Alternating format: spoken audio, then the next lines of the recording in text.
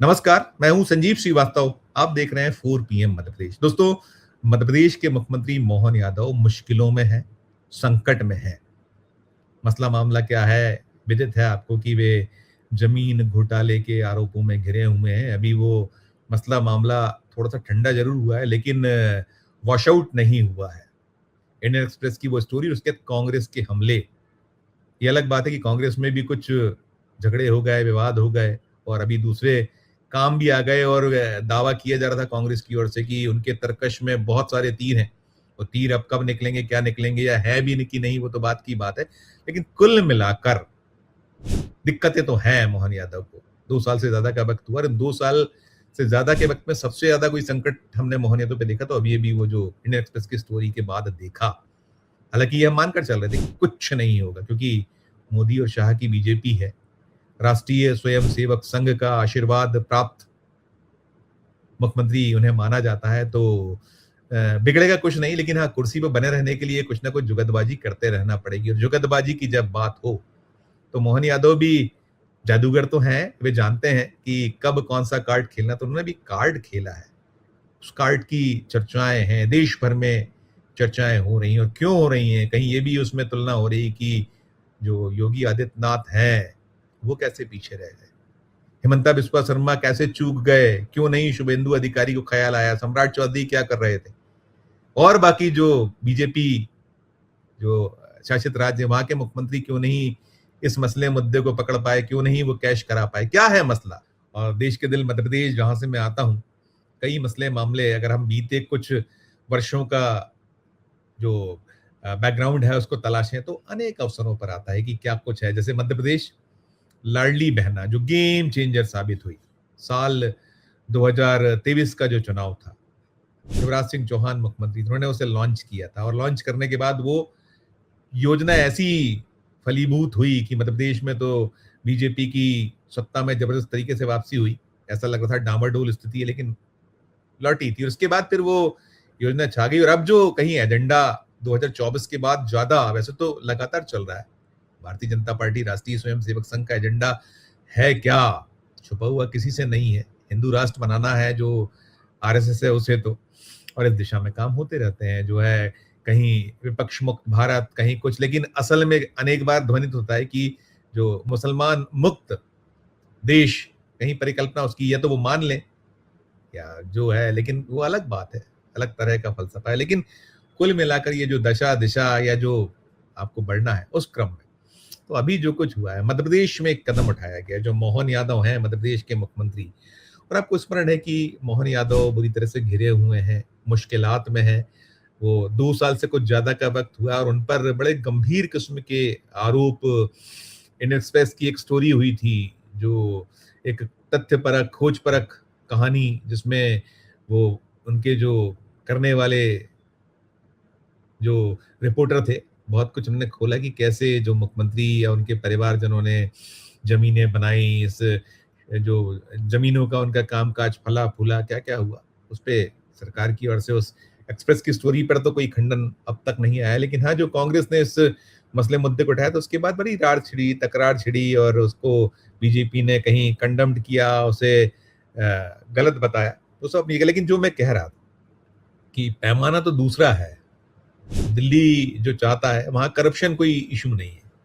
जो भ्रष्टाचार के मुद्दों पर जब वो दूसरों से नहीं लेने में कोई परहेज करते, गुरेज करते, आप देखते हैं बहुत लंबी फहरिस्त है कि जिन्हें एक बड़े-बड़े भ्रष्टाचारी कहा जाता था, वो सब तो आज बीजेपी के साथ हैं। कांग्रेस मुक्त भारत की बात करने वाली बीजेपी कांग्रेस युक्त बीजेपी हो चुकी है। लेकिन यहाँ जो मसला मुद्दा है, मसला मुद्दा वो जो एजेंडा का है। एजेंडा में वही है। अभी यहाँ जो राज्य की सरकार ने एक कदम उठाया है, उसमें उन्होंने जो वक्फ बोर्ड है, वक्फ आपको पता है कि किस तरीके से जो संघ है, बीजेपी है, उसके लिए बड़ा महत्वपूर्ण मसला, बहुत महत्वपूर्ण इश्यू रहा है।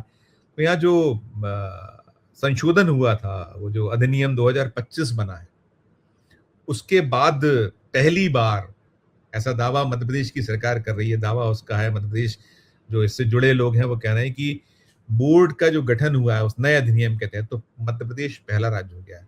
अब वो राज्य हुआ कि नहीं हुआ वो तो जानकार बताएंगे, लेकिन इसमें जो बड़ी एक जिसकी चर्चा बहुत है, इसे लेकर अभी कुछ देर पहले आदेश जारी हुआ और आदेश जारी होने के बाद जिसमें निकला है कि जो कुल सदस्यों की संख्या है, उन सदस्यों में 2 हिंदू, एक अनिमेष भार्गव, जो गुना जिले के राघवगढ़, जहाँ से पूर्व मुख्यमंत्री दिग्विजय सिंह आते हैं, उनके पुत्र अभी वहाँ से विधायक हैं राघवगढ़ से, जयवर्धन सिंह। उस जगह से निकला है अनिमेष भार्गव का नाम। उन्हें लिया गया है।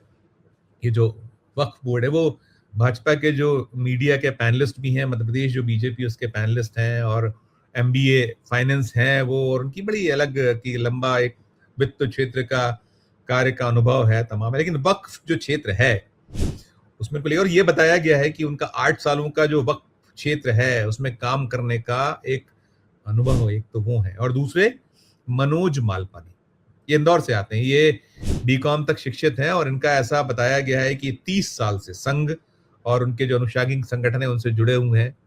वक्फ मामलों में लंबे समय से उनका भी अनुभव है, वो काम करते रहे, ऐसा बताया गया है। और फिर जो संघ के जो जुड़ाव उनका है, कुल मिलाकर इसमें जो 10 जो अध्यक्ष सहित नियुक्तियां हुई हैं, उसमें डॉक्टर सनावर पटेल उज्जैन से आने वाले जो हैं ये अध्यक्ष बनाए गए हैं, और नजमा हेपतुल्ला जो पूर्व केंद्रीय मंत्री और बड़ी नेता रही हैं, वे इसमें ली गई हैं।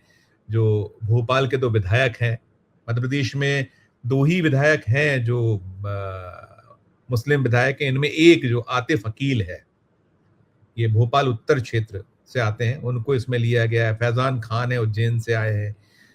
बहन फातिमा चौधरी नाम दिया गया है, वे इंदौर से हैं।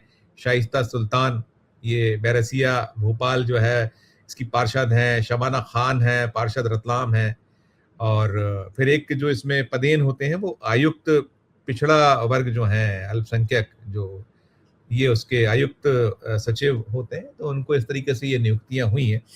और इसको इसी तरीके से कहीं भुनाने की कोशिश हो रही है कि ये देश का ऐसा पहला वक्फ बोर्ड हो गया है जिसमें जो 2 हिंदू सदस्यों को, ये नया जो अधिनियम बना उसके तहत ये नियुक्ति का दावा भी है। और पता है दोस्तों कि ये जो मध्य प्रदेश है, मध्य प्रदेश में देश भर में वक्फ की बहुत सारी प्रॉपर्टियां हैं, और वक्फ की प्रॉपर्टियों को यदि आप कहीं देखें तो जो मुख्यमंत्री मोहन यादव है, उनका जो अपना जिला, गृह जिला उज्जैन, वहाँ सर्वाधिक प्रॉपर्टी है। उज्जैन सबसे ज्यादा प्रॉपर्टियों वाला जो जिला है उसमें शुमार हो रहा है, और बाकी भी बहुत प्रॉपर्टियां मध्य प्रदेश के लगभग हर एक जिले में है।